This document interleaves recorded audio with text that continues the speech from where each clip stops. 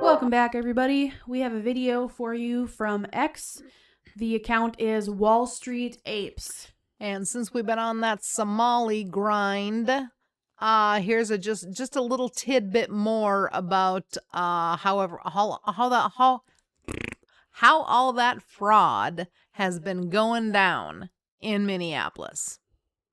Remind us, logistically, how were these people able to pull off this massive fraud scheme? Was it just overbilling? Right. It started out as overbilling. So the Child Care Center might have 60 people officially enrolled on their books, and 30 would show up on a given day, but they billed as if all 60 showed up, just straight up overbilling. Over time, it evolved into a much more brazen scheme where they would create nonprofits, go register with the Secretary of State's office, create a nonprofit, and then file to join the food program. And literally, one day they didn't exist.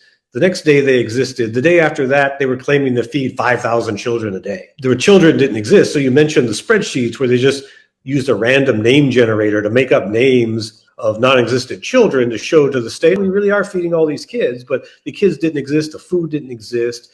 So it started out as overbilling, and then it became billing for non-existent stuff. They just send invoices without bothering to buy food or actually feed kids.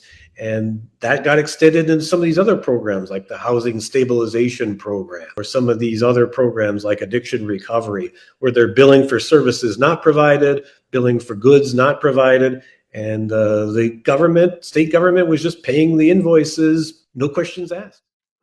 So Wow. He revealed one more fraud on there. I knew that there were many other that we had not covered. We've covered the feeding our children. We've covered the autism scam. We've covered the housing stabilization scam. What we didn't, and the home health care scams for the disabled. But he mentioned one that we didn't know about. It was the addiction recovery fraud. So that's another one of the Somali scams that was happening in Minnesota that I knew nothing about. So they set up shop in addiction recovery as well. They had their They just hand continually in every play pot. on the vulnerable of Minnesota. Yep. And not only Minnesota, Columbus too. If you haven't seen those videos, go watch those too. We just put up some new ones. The first one that we put up was entitled, It's Just Not Minnesota That's Somali and Overrun. So go find that one, watch that. That gives you some insight into Cincinnati, Ohio. Oh, no, Columbus. Sorry, Columbus, Ohio. We keep mixing those. Yep. And what's happening there, because it's worse there than in Minnesota, if you could even imagine. I didn't even know there was a huge Somali enclave there. I didn't either. But there is. So yeah, it's everywhere. I just hope and pray that there will be accountability, because there's been so much talk. I know that it takes a while to investigate, but I want action. I want action. We did hear that Treasury is, and as is the State Department, looking into the charges that have been brought against Ilhan Omar to see if they can be, that something further can come there. Realistically, she has, somebody from the Somali community went on the record today or yesterday talking about her. Yes, she divorced her husband so that she could marry her brother, so that the brother could get citizenship in the United States. This guy said that it was well known in the Somali community that she continued to live with her husband, but say that she was married to the brother. That had to happen for a year or two, and then she divorced the brother and then remarried the husband that she had been with all along. That is fraud, and that is an offense that is worthy of denaturalization and Deportation. 100%. So, is the Trump administration willing to follow the law I hope so. to its fullest extent? I really hope so. So, and I know that there have been there a couple of updates that you probably haven't heard today. I believe that it is 7 Boeing jets, 747, 737, 57, a big one. 7 of them have been purchased for $140 million from the Department of Homeland Security so that they can ramp up deportations with I'd guess it's a 747 then. with that much more. So we know that they have 7 jets now that To they're fly. going to be flying people out with, so that's a plus. They also have put together a denaturalization committee so that they can begin to put the infrastructure together to start the denaturalization process against those people who have done things against our Constitution, like fraud in Minneapolis. One thing that I want you to talk about that I've heard a lot lately is that people who are here legally are being sent back to countries just because their citizenship process has not been completed. Is that true? Because they're saying that these people have gone through the process correctly, that they're just finishing up, the court proceedings, etc., to become a citizen, that they have their papers, and that when they go to the courthouse to do their finishing whatever, then they're just being arrested instead of going to court to finish it and being sent out. And the best that I can say to you is I will look into that, because I'm not going to speak off the cuff on something Right. that I can't say, oh yes, that's definitely not happening, or no, that sounds sus to me, or maybe yes, that is happening. Right. So, And I don't know either. But that's what I hear a lot of from the argument of why ICE is bad. Because they're claiming that they're arresting people who are going about the process correctly. From other people that I've heard that are covering things or having conversations with these people, they say that they're actually going to the courthouse to because they're being called there because they've stayed past. Yep. And that's why they're actually at the courthouse. And that's true. Right. It's not because they're finishing their process to become a citizen. It's because they've overstayed There are a lot of legal people. paperwork that Yep. they have. There are a lot of people that have overstayed visas that have not even filed for permanent residencies. They just came here because there were no checks and balances in that visa program, any of the visa programs. So you just overstay your visa and just end up in the country. Correct. Just like the guy that was from Canada, that whole situation is still sus with Paul Pelosi, where he was banged in the head with a hammer by the guy, but he was in his underwear when the police came. So Seems a little gay, but that guy that did that to him, I don't ever wish any ill will on anybody. I don't care what party you're from. You're a human and you're an American. Let's just put that right out there. Is there something we don't know about that? Absolutely, because Nancy was out of the country and he was being weird with some weirdo. This guy was from Canada and he had overstayed a visa, if I remember right, 10 plus years. So he was just chilling in California. Nobody cared. There he was on his, I had a visa once upon a time, but I don't need one now. So we have a lot of that in America. I just don't understand how you can exist here in America with no identification. That's how broken everything is in America. That's how broken it is. It's just insane to me. I need my ID for literally everything. You shouldn't even be driving a vehicle without an ID of some sort. Mm-hmm. So how are these people existing? I would really love that answer. Because there have been things put in place at that level that lets them run right through. I mean, today, Trump pulled 75 to 85,000 in that range. I can't remember the number for sure.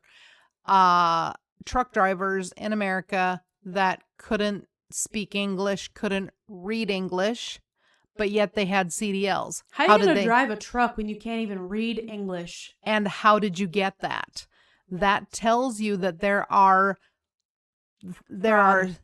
fraudulent systems put into our motor vehicle department. Well, we knew that though, because when we worked in healthcare, we had Somalians who were getting their CNA licenses illegally. No, they were Liberians. There we go. Yep. They were Liberians getting their CNA license illegally. And I loved my... Like, they literally just paid for it. And you know where they came from? They paid Minnesota. Brooklyn Park. Yep. And their... All you had to do was pay, and then they would give you your credentials. It was $5,000 though. I mean, they had to come up, and all of them chip in all their money. Yep. So how it works? I mean, they work tribal, and that's true. That's the truth.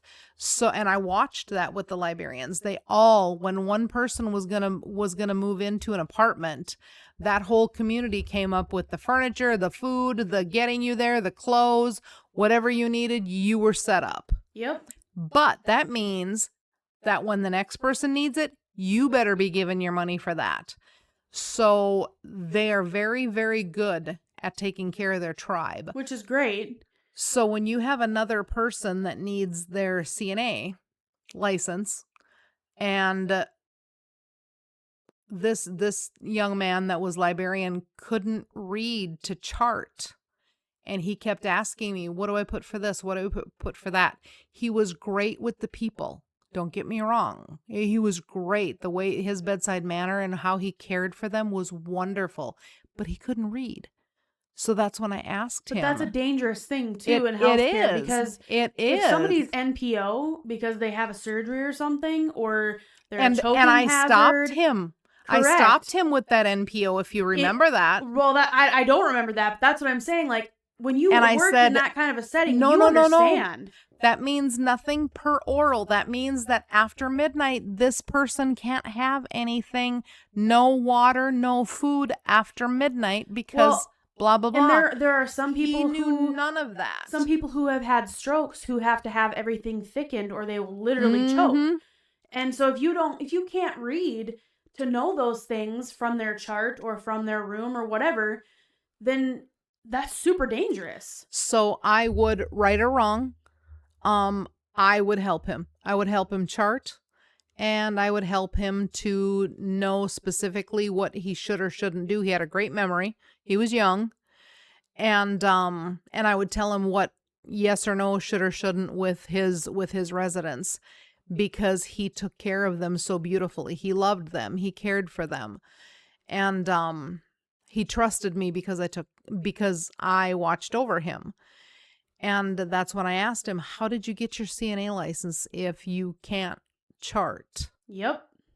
And he said, for $5,000, there is a Liberian daughter that is an administrator at a nursing home in that area. I believe it was the Brooklyn Park area.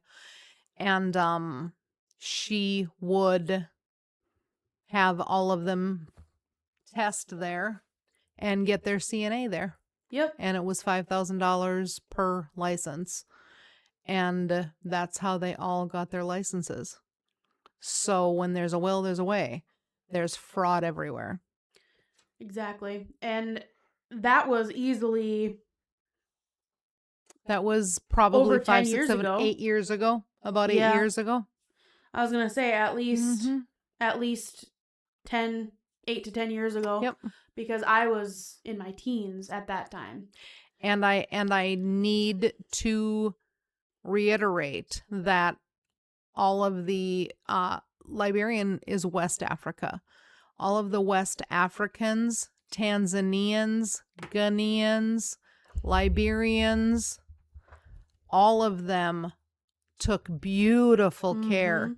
Took beautiful care of the residents. I worked with so many of them, and they all had good hearts. Yes, they did. But they did. Language barrier was there. And the charting, being able to read was really hard. And the older people in their 80s and 90s were scared, right, of Black people that would try to come and take care of them. And so they're from a different generation and a exactly. different time, and they couldn't understand. They were people that couldn't hear anyway. right. And now you have somebody with a very thick Liberian accent that's trying to speak. Right. And so I would go in because, again, I loved all of my coworkers. And I would go in and say, you don't need to be scared of this one or this one. And I would say their names. They're my friend. They love you. And they want to do their best for you. And then they would come in with me. They would trust me. And therefore, they would trust the person that I would bring in with me. So when I speak negatively about the Somali community, just understand that's the Somali community. Correct. That is not the Liberian community. That is not the Very different. Ghanaian community. Kenyan. We worked with Kenyans as well. Beautiful. Tanzania. We had one from Tanzania, and she was amazing. Amazing. And all very deeply Christian. Every one of them. Yep. Every one of them. So they fit in our Western culture. Somalis do not. They just don't. They were not very nice too. Nope. And that's what makes it hard too, because it's cultural. It's not skin color. That's what I'm trying to tell you. But what I'm trying to say is when it comes to the residents, they didn't understand the difference between cultures. Mm-mm. And so to them, all of them were the same as the Somalians. So it was really hard to explain, like, so-and-so, this, that, and try and get them to trust them. Yep. But then on the next shift, they'd have a Somalian who in their world and is they just were another rough. black They were person, rough and and hard. They were rough with them. They were rude to them. They did not. Terrible. They did not take care of them. Some of them, residents have a call light. That's how they get a hold of you if they need help. They'll push the button. It would come to our pager, and a light would go on above their room. They'd hit the call button, and these Somalians would walk in the room, not even address the resident, and just turn the call button off and leave. And there were many that needed total care, that the Somalis would change their briefs right before the end of their shift and did nothing with them in between.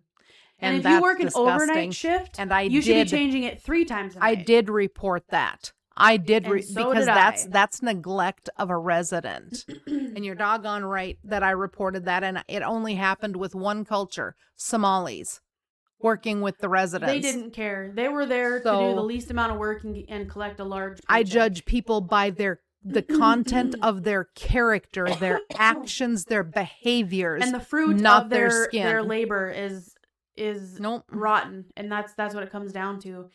And so our country doesn't need that. We've said it many, many times before. It has nothing to do with the color of anybody's skin and everything to do with the content of their character. And it was very poor. And hopefully we'll be on a Somali hiatus for a little bit here. Hopefully there'll be a nice giant Somali exodus from America. Exactly. Fingers And crossed. on that note. See you in the next one. Bye. Bye. Oh,